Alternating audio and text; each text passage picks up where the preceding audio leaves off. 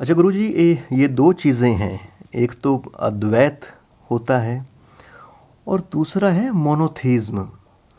तो क्या क्या इनमें भेद है, क्या क्या अंतर है? और भारत और पश्चिम का जो मतलब मानना है धर्म के विषय में, रिलीजन के विषय में, क्या उसको भी इन दोनों शब्दों की मदद से अलग अलग समझने में हमें मदद मिल सकती है?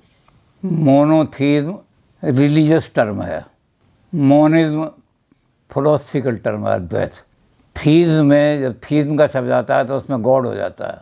अद्वैत में गॉड की कहीं बात नहीं है, ईश्वर की कोई बात ही नहीं है गॉड में, वहाँ ब्रह्म की बात है।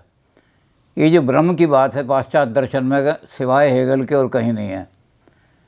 कोई आदमी वहाँ ये जानता नहीं कि ईश्वर से भी ऊपर कोई चीज़ हो सकती है। सारे दार्शनिकों में हेगल ने एक एब्सोल्यूट का शब्द प्रयोग किया है। वो एब्सोल्यूट जो है वो ईश्वर नहीं है, थीज्म नहीं है उसमें। वो कोई ऐसी चीज़ है जो है, लेकिन क्या है तो हमारे यहाँ दोनों को मिलाने के लिए हमारे यहाँ कोशिश की गई। हमारे यहाँ तो कहा एको ब्रह्म द्वितीयो नास्ति। ब्रह्म है, ब्रह्म मीन्स एब्सोल्यूट है, कोई चीज़ इन्फिनिट कोई चीज़ है। वो मैटर भी हो सकता है, वो गॉड भी हो सकता है। गॉड नहीं हो सकता, गॉड तो सिर्फ लिमिटेड चीज़ हो जाएगी। मोनोथीज्म, एक गॉड है, एक भगवान है हमारा जो हमने मान लिया।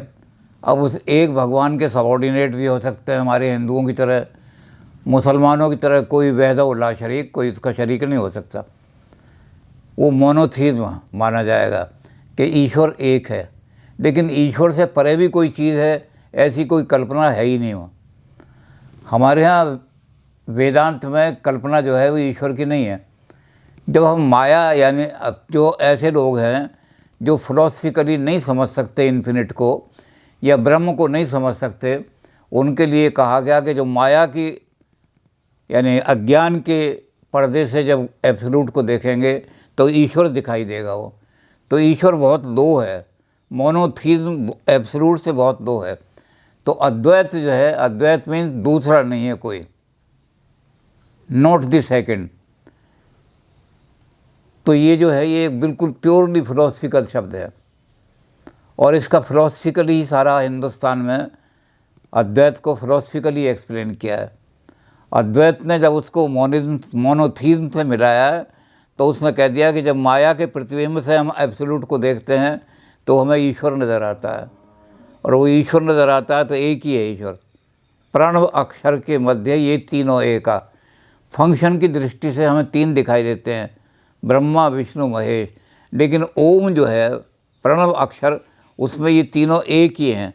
फंक्शनल दृष्टि से जब वो घर में जाकर काम करता है तो पिता कहलाता है, जब दफ्तर में काम करता है तो सेक्शन ऑफिसर कहलाता है, जब बाज़ार में सब्ज़ी लेने जाता है तो ग्राहक कहलाता है।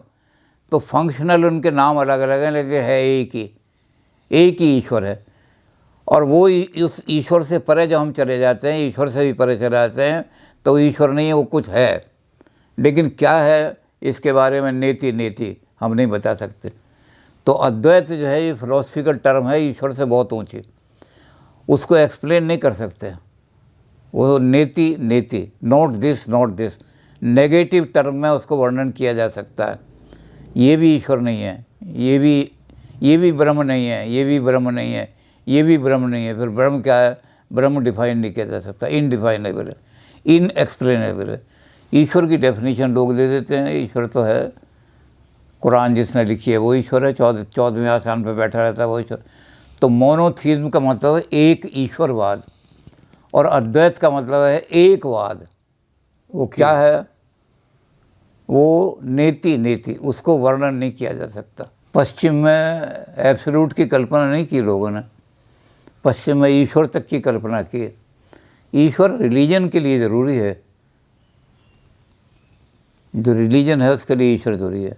अद्वैत का कोई रिलीजन नहीं है, अद्वैत का कोई रिलीजन नहीं है। अद्वैत तो ऐसा है जो सारे जितने दुनिया भर के रिलीजन हैं उन सब से ऊपर उठ करके जो चीज़ सोची जाती है वो अद्वैत है।